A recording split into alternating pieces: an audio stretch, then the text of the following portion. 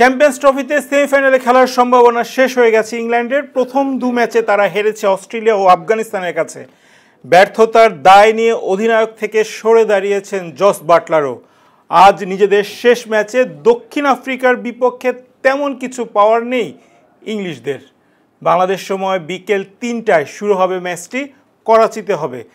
এ ম্যাচের সঙ্গে যুক্ত আছে বাংলাদেশের নামও, কারণ বাংলাদেশ যদিও বিদায় নিয়েছে, ইংল্যান্ড যদি এই ম্যাচে হেরে যায় তাহলে কিছু অর্থ বেশি পাবে বাংলাদেশ।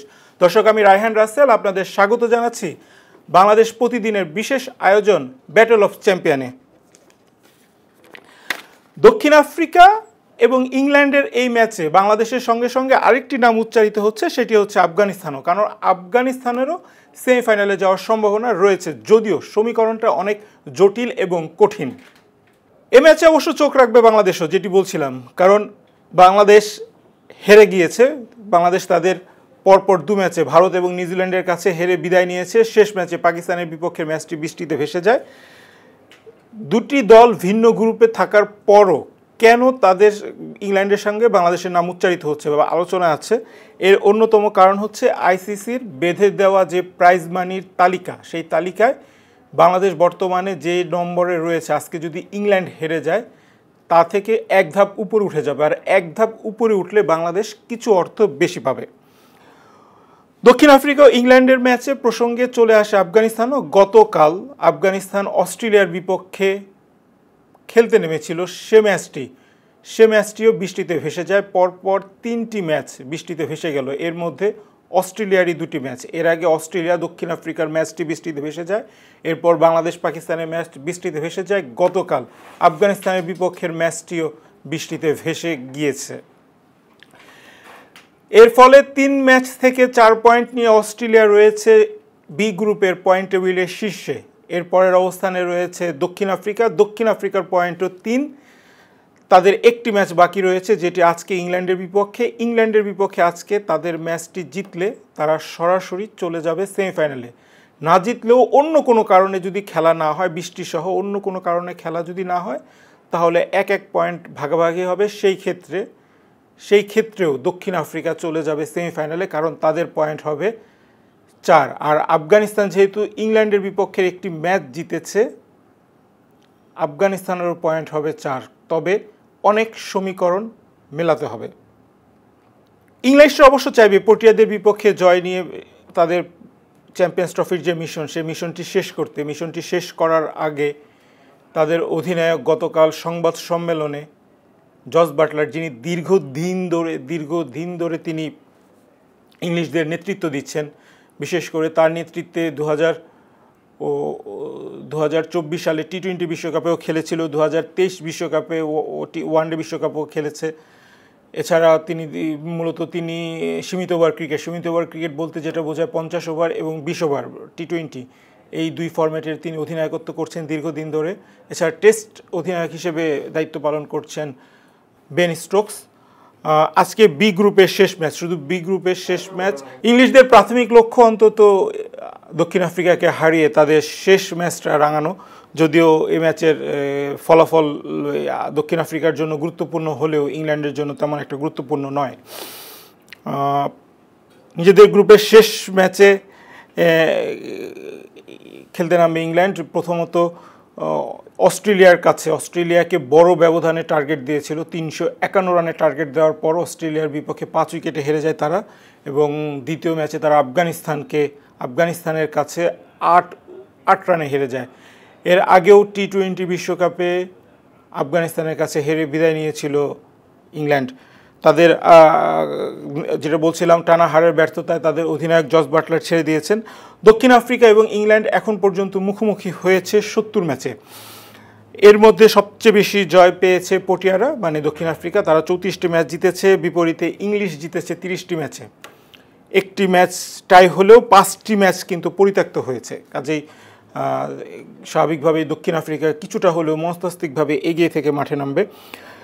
চ্যাম্পিয়ন্স ট্রফিতে মাঠে নামার আগে রিকি পন্টিংয়ের বাজির ঘোড়া ছিল আফগানিস্তান। সেই আফগানিস্তানকে নিয়ে আলোচনা হচ্ছে বেশি, কারণ তাদের সেমিফাইনালে যাওয়ার সম্ভাবনা দেখা দিয়েছে, যদিও খুব কঠিন, কারণ তারা নিজেদের প্রথম ম্যাচে দক্ষিণ আফ্রিকার কাছে 107 রানের বড় ব্যবধানে হেরে গিয়েছিল। এই হারটি তাদের সমীকরণটা অনেকটা কঠিন করে দিয়েছে, যদিও আর বৃষ্টিতে ভেসে যাওয়ার ফলে আরও বেশি কঠিন হয়েছে, কারণ নেট রান রেটে আফগানরা বেশ পিছিয়ে পড়েছে। দক্ষিণ আফ্রিকার বিপক্ষে হারের পর ইংল্যান্ডের বিপক্ষে দারুণ জয়ের পর অস্ট্রেলিয়ার বিপক্ষে খেলতে নেমে দুর্দান্ত জয় পায় আফগানরা। সে ম্যাচে তাদের ওপেনার ইব্রাহিম জাদরান 177 রানের দুর্দান্ত এক ইনিংস খেলেন, যা চ্যাম্পিয়ন্স ট্রফির ইতিহাসে সর্বোচ্চ ব্যক্তিগত রানের স্কোর। যদিও দুদিন আগে ইংল্যান্ডের বেন ডাকেট 165 রানের একটি ইনিংস খেলে সেই আগের রেকর্ডটি ভেঙে রেকর্ড গড়েছিলেন, সেই রেকর্ডটি দুদিনের মাথায় ভেঙে দেন ইব্রাহিম জাদরান। এখন বিশেষ করে গতকাল শেষ ম্যাচে আফগানিস্তান এবং অস্ট্রেলিয়ার ম্যাচটি পরিত্যক্ত হওয়ায় লাহোরের যে আজকে যে ম্যাচটি অনুষ্ঠিত হবে করাচিতে, সেই ম্যাচটি কিন্তু জমে গেছে, কারণ এই ম্যাচের ফলাফলের উপর নির্ভর করছে দু দলের ভাগ্য। এই দু দলের ভাগ্যের মধ্যে এক দল কিন্তু থাকছেন না। এই ম্যাচ ইংল্যান্ড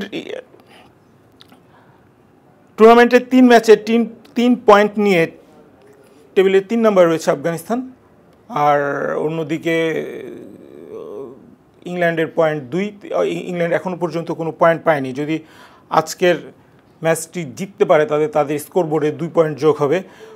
পক্ষান্তরে অস্ট্রেলিয়া 4 পয়েন্ট রয়েছে টেবিলের শীর্ষে। অন্যদিকে দক্ষিণ আফ্রিকা টেবিলে দ্বিতীয়তে রয়েছে 3 পয়েন্ট নিয়ে।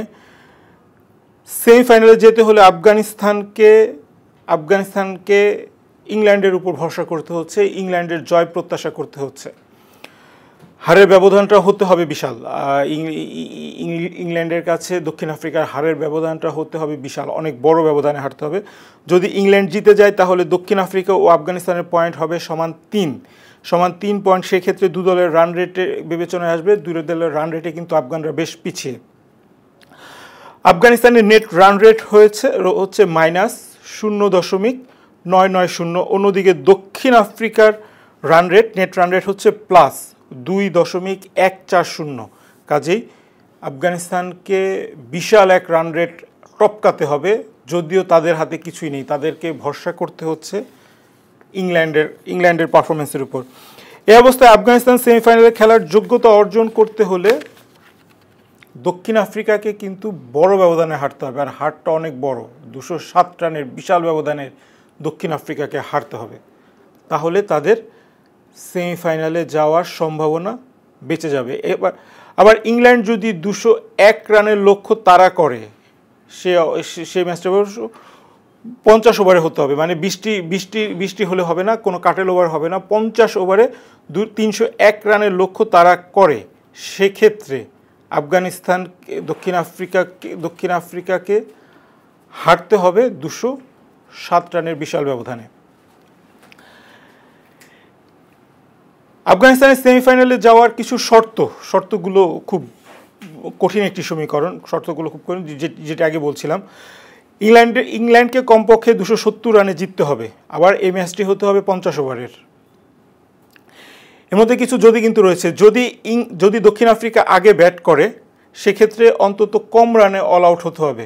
কত কম রানে অল আউট হতে হবে সেটা হচ্ছে, যদি 50 রানে অল আউট হয়, ইংল্যান্ডকে সেই রান করতে হবে 5.4 ওভারের মধ্যে।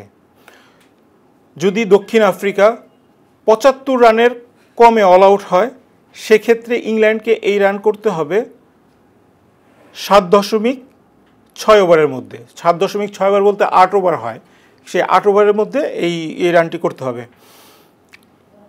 যদি 100 রানের কমে অল আউট হয়ে যায় দক্ষিণ আফ্রিকা, ইংল্যান্ডকে সেই রান টপকাতে হবে 10 ওভারের মধ্যে।